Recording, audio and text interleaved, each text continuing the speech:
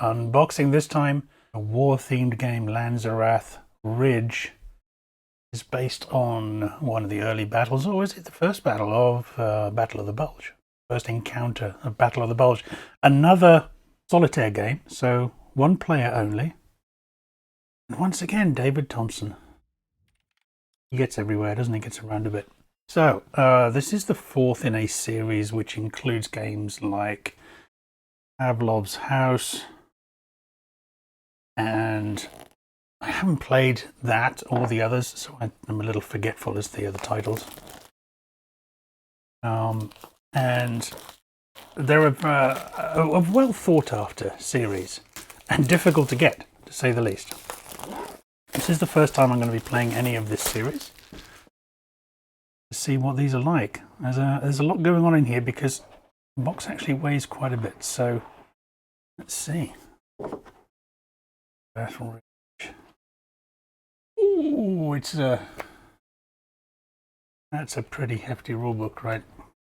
It's going to be interesting learning this one. Looking from the IR platoons at Memorial towards the wood line they defended. You play the part of the Americans who are, by the sound of it, very under-resourced, who are having to fend off the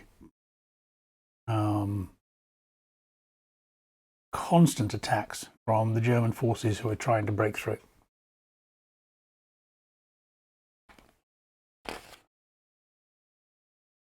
So it looks like kind of a, what do they call that? Not missile defense. What am I thinking? Something defense. Oh, it's been a long day.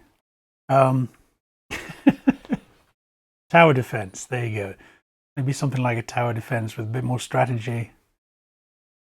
Attack periods, attacker phase, assault. You know, I have a feeling this is actually going to be pretty tough.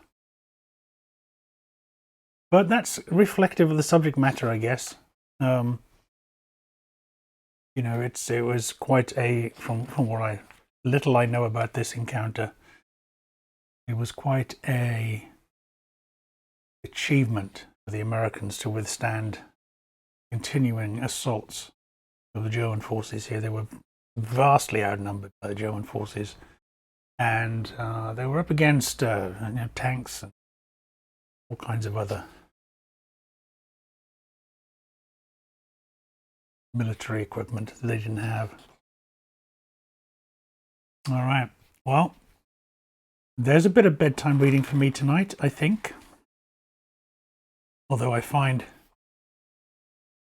sitting in isolation with a rule book, I don't tend to absorb it as much as I would like to. So I tend to prefer to sit with the game and fumble my way through the game initially and familiarize myself with everything. It's my age, you know? It becomes harder to absorb complex information rapidly as you get a little older. Now, yes, there was something I listened to fairly recently that said that the ability of the brain, of your brain to learn, the elasticity of your brain to learn, dramatically decreases after the age of 25. And that would explain a lot. That's all I can say. So, I love the colour scheme on this board.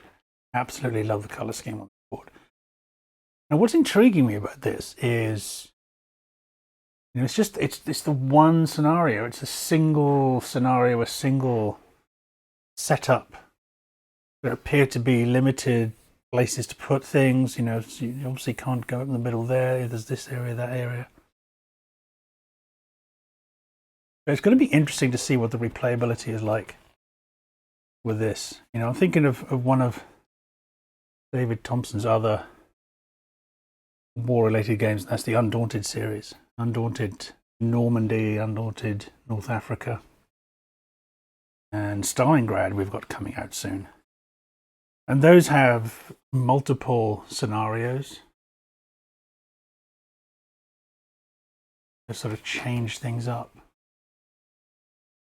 Okay, well these are interesting. I wonder, so they look like cheat sheets, but they're only single-sided. Seems a little bit of a waste. Not made of paper, they're made of almost cards, so it's something in between. Kind of postcard weight, maybe a little bit lighter. Not duplicated, so you know, if I have these laid out and the board and everything else, that's quite a lot of stuff. So tokens, of course. Tokens everywhere. This is a war game after all, or a war scenario, so tokens are always the way to go. And you know, it's funny because tokens in games like this, you kind of don't miss the miniatures quite as much. I'm a big fan of miniatures.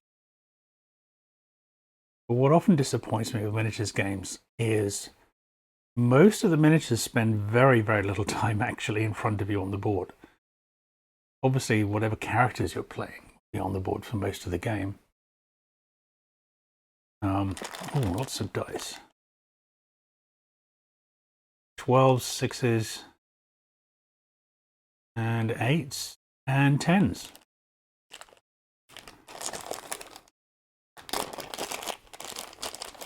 Nice weight to them.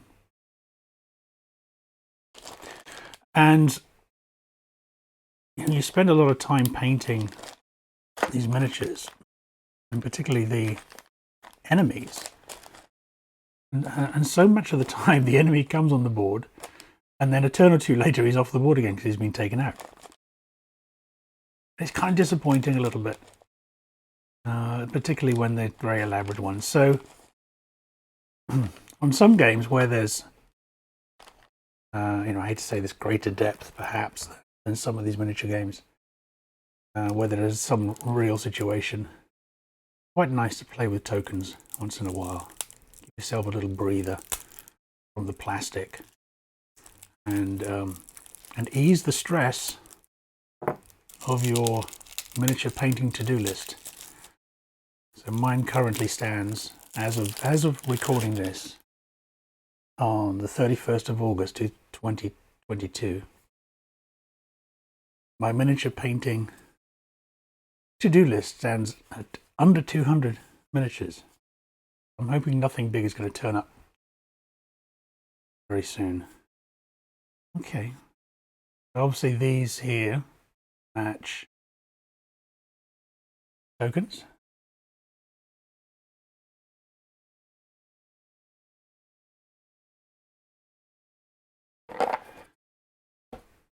And I believe you have to survive 3 waves of enemy attacks. Germans. And I'm wondering then if these are your cards and you have a hand of some kind and you're able to play certain cards and certain abilities against the attacking horse, which kind of gives it a little bit of randomness, I guess. I'm guessing, I don't. Just making supposition. And of course the dice. The dice always brings that little bit of random. And old dice officially hate me. I have to say that. I've always said that you should never play games that are purely involved with luck. And I should also not play games that are purely involved with strategy, because I can't think ahead that far. I get overwhelmed. I wouldn't say overwhelmed. I get overexcited. Lots of things going on the board. I get excited about what I can and can't do, and I have some amazing plan. And by the time it comes back to me for the next turn, I've completely forgotten what that plan is. So a lot of cards here for the enemies, attackers. They have numbers on them, so I guess that might be related to the wave. There's 4. There's 4. Okay, I want to see what the numbers are.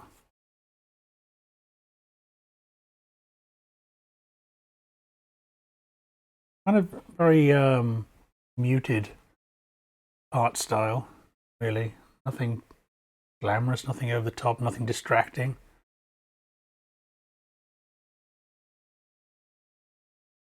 But I find it a little odd because here, you have stylized photographs. There's a little bit of a contrast there, so I find that a little strange. Here again, you can see a little bit more photographic. Now, obviously, these are your forces. These are individuals within. Well, I wonder they're actually individual people. That's interesting. Okay, so reading up on how this is going to play out is going to be really important, because if these are individuals and they're having to stand up against around 500 Germans can attacking them, so I think for me, one of the interesting things is, because I know with other David Thompson games that the amount of research into the actual story and the theme is quite significant. So I'm expecting this to play out in a way that really reflects what went on. The Battle of Lanzarath Ridge was fought on December 16th, 1944, the first day of the Battle of the Bulge, near the village of Lanzarath, Belgium. Along a key route for the German advance, the American defenders consisted of 18 men. 18 men. So these tags, these tokens. Where are we? These tokens really are the individuals. These ones just have helmets, so I wonder if there are no photographs. So these are photographs of the actual men. Just they couldn't source photographs, or there wasn't a photograph that they could use, or for whatever reason. The American defenders consist of 18 men from the 394th Infantry Regiment's Intelligence and Reconnaissance Platoon. So there's not really a sort of hardcore fighting either. And 4 forward artillery observers. They fought against a German battalion of around 500 paratroopers and another 50 German soldiers from a Fusilier regiment. During a day-long confrontation, the Americans inflicted dozens of casualties on the Germans and delayed the advance of the entire 1st SS Panzer Division, the spearhead of the German 6th Panzer Army. This game, you take control of the American defenders. Under your command, the defenders must fend off relentless attacks from German paratroopers and Fusiliers. Your goal is to recreate the incredible historic accomplishment by defending the key roads in the town and delaying the advance of an SS Panzer Division. In the game, this accomplishment is represented by playing through 4 waves of German attackers. You must maintain morale, report critical intelligence, accomplish special objectives, and hold your position at all costs. Fantastic. I'm really, really looking forward to playing this one. A solitaire game that has a great deal of depth to it, I think. Some of the more recent solitaire games, such as Resist, Relics of Raja Vihara, Mechanical Beast, they're much lighter. And although Resist, that has a war theme based on the Spanish Civil War, but it's a lighter game overall. The decision space is a lot lighter. I'm expecting this one to be quite interesting, quite involved, and one of those games where the hours will just pass without realizing the amount of time. So there we have it. Lanzarath Ridge. The reboxing. Wait after I finish. So this is the last of the games that I'm expecting to turn up in this current little flurry of activity. So maybe a little pause before I'm able to do another unboxing, which would be a little bit of a shame because it's so much fun. I find it so much fun. even find it so much fun watching other people do it. So hopefully again soon, but it means I can spend a little bit of time doing some proper playthroughs. And if you click to subscribe to this channel, you might find out some more about where those are, what's going on, what I'm going to be playing next. Thank you so much for joining me for this unboxing. You never know, there might be another one real soon.